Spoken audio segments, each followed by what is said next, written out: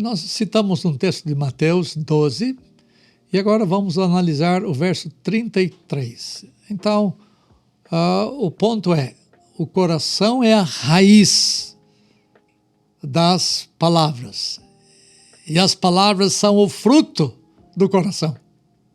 Olha só, ou fazei, verso 33, ou fazei a árvore boa e o seu fruto bom, ou a árvore má, o seu fruto mau, porque pelo fruto se conhece a árvore. Se a natureza da árvore fosse boa, ela produziria frutos bons. A natureza dos frutos tem que combinar com a natureza da árvore. Se a graça divina atua em sua vida, sendo o princípio reinante em você, a sua linguagem tem que se apresentar apropriada. A linguagem do cristão tem que refletir Cristo. Todavia, quando o coração não é transformado, não é gerado de novo pelo Espírito, a linguagem será corrupta, mesmo que o coração tente enganar. Na verdade, a boca fala do que está cheio o coração, exceto quando os homens são hipócritas. O coração corrupto só pode produzir fruto corrupto. Da mesma forma, se o coração humano não for gerado de novo pelo Espírito, nunca a boca produzirá palavras santas. Não há como ter frutos bons se a árvore não é boa. Isso é um ensino óbvio. Mas no verso 34 há uma segunda verdade. Ali fala que o coração é a fonte e as palavras são as correntes, isto é, a fonte de onde a água procede e as palavras são as correntes que saem da fonte. Diz lá o verso 34, Mateus 12, 34, raça de víboras. Nossa, parece ouvir Jesus falando iradamente. Não. Ele está chamando a atenção daqueles que se consideravam a si mesmos os guias espirituais dos judeus. Mas eles envenenavam as pessoas. Eles tinham pecaminosidade na sua vida e nas suas palavras. Veja o que ele diz, raça de víboras, como podeis falar coisas boas sendo maus? Ele dá uma pancada neles, sem dó, nem piedade. E ele continua, porque a boca fala do que está cheio o coração. Os fariseus a quem Jesus se dirigia eram homens que não podiam falar coisas boas, pois os corações deles eram maus. A máxima de Jesus neste verso é que a boca fala do que o coração está cheio. Não se esqueça de que as correntes das águas procedem da fonte. Se a fonte é ruim, tudo o que sai dela é ruim. A fonte, que é o coração humano, foi turvada e o manancial foi corrompido. Está lá em Provérbios 25, 26. Tudo que procede de uma fonte turvada produz águas turvas. Do mesmo modo, quando o coração é sujo, as palavras que procedem dele são sujas também. As palavras imundas são o produto genuíno do coração de um homem natural, isto é, homem natural é o homem sem Cristo Jesus. Se não for a graça divina, nunca as pessoas falarão coisas proveitosas, porque a procedência do que ele diz é impura. As palavras geram comunicação corrupta. Jesus chamou os fariseus de raça de víboras, porque com suas palavras eles expeliam veneno. João Batista chamou os fariseus da mesma maneira em Mateus 3,7. Raça de víboras. Ainda hoje, os homens com corações farisaicos produzem o mesmo tipo de água suja, proferindo palavras que vêm de um lugar sujo. A turma de coração sujo era inimiga da fonte de água viva, porque não tinham um coração com água limpa. Eles não podiam falar coisas boas. E a minha oração é para que você venha ter palavra boa que dizer com o coração, porque você é regenerado pelo Espírito. A regeneração não elimina a totalidade da sua pecaminosidade, mas lute para você cada vez mais falar menos coisas sujas.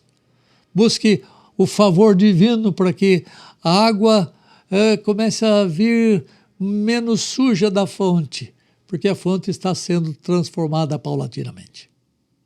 Terceira coisa que o texto fala, e é o verso 35 do capítulo 12 de Mateus. O coração é o tesouro, e as palavras são o que sai do tesouro. Veja o que diz o verso 35 de Mateus 12. O homem bom tira do tesouro bom coisas boas, mas o homem mau do mau tesouro tira coisas más. Os homens são julgados por Jesus Cristo pelo que sai dos corações deles. Somente o tesouro bom produz coisas boas, assim como o tesouro mau produz coisas más. O tesouro é o coração humano. O que procede dele depende de quem reina nele. Se o coração é transformado pelo Espírito Santo, ele produzirá palavras sadias, palavras de conforto, de bom conhecimento, de sabedoria, expressando boas afeições, boas resoluções. É do bom tesouro que as coisas boas procedem. Quem possui um coração trabalhado pelo Espírito Santo adquire a capacidade de falar coisas de vida, coisas sábias, bom tesouro, apacentando coisas que agradam a Deus, na verdade. Quando a graça não opera, a língua dos homens só produz o que é desagradável aos olhos de Deus e o que é pernicioso para os próprios homens. A condição do coração humano determina o tipo de palavras que ele possui. Quem reina dita a qualidade das palavras. É uma palavra final deste vídeo. Mutatis mutandi, você não pode evitar que pensamentos venham, mas pode evitar dar lugar a eles em sua mente. No entanto, vocês adquiriram o poder para lutar contra os maus pensamentos e as más palavras que vêm à sua mente. Peça a graça de se tornar menos vulnerável aos seus pecados. Não permita que o calcanhar de Aquiles de seus pecados fique ainda maior e você seja mais atacável. Diminua o quanto você puder a capacidade de ser atingido pelo inimigo. E não se esqueça de que você não pode fazer isso sozinho. Você precisa da bondade divina agindo em sua vida, fortalecendo você contra as tentações que procedem do seu coração. Ao invés de pensar nas coisas aqui da terra e se deliciar com a mundanidade, pense nas coisas de cima. Pense nas coisas santas da celestialidade onde Cristo vive. Isso está lá em Colossenses 3:2. Alimente o seu coração com coisas que possam frear a impetuosidade pecaminosa dele. Se você quer que mais palavras boas procedam no seu coração, alimente o seu coração com coisas boas. Faça o exercício ordenado por Paulo para você alimentar bem o seu coração. Se você quer ter uma língua limpa, siga a ordenação paulina. Olha o que Paulo disse. Finalmente, irmãos, tudo o que é verdadeiro, tudo o que é respeitável, tudo o que é justo, tudo o que é puro, tudo que é amável, tudo que é de boa fama, se alguma virtude há e se algum louvor existe, seja isso o que ocupe o vosso pensamento. Ao invés de dar lugar à maldade do seu coração, fazendo com que dele surjam somente coisas más, procure andar no caminho da retidão, dificultando o seu coração a produzir pensamentos e palavras sujas. Eu vou repetir, não é você que vai limpar o seu coração, mas Deus somente, porque só Ele tem acesso ao seu coração. Entretanto, nós somos ordenados a trabalhar com a nossa mente para que as palavras santas, justas e boas procedam de lá com mais frequência, até que possamos um dia possuir somente palavras boas, porque àquela altura, quando a redenção se completar, o nosso coração estará limpo no dia da restauração de todas as coisas. Eu não posso deixar de reconhecer que a minha interioridade é muito ímpia ainda, mas também reconheço o poder da graça divina trabalhando em mim e claramente em vocês. Ela pode limpar as impurezas do nosso coração.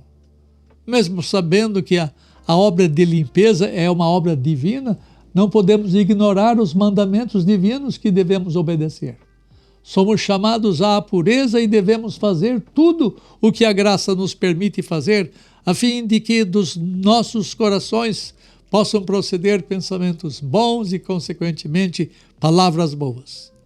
Assim como os hipócritas fariseus podiam produzir bons frutos, se fossem objetos da graça divina, assim também nós podemos, porque já somos objetos de sua graça. Não se esqueça de que todas as palavras que proferimos procedem do nosso coração, porque a boca fala do que está cheio o coração. A beleza ou a fealdade das nossas palavras estão diretamente relacionadas à nossa obediência e aos mandamentos divinos. Portanto, na força que o Senhor lhe dá, busque o poder que vai fazer você habilitar a ser como árvore boa, produzindo frutos bons. Vamos juntos lutar contra a hipocrisia da nossa religião, fazendo com que o nosso culto a Deus seja não somente de lábios, mas um culto do coração. Peçamos a Deus para podermos cantar com sinceridade, orar com o coração e ouvir a sua palavra para que o nosso interior seja dia a dia expurgado das suas maldades. Deus ajude você nessa longa e difícil tarefa. Confie na graça divina. Um abraço.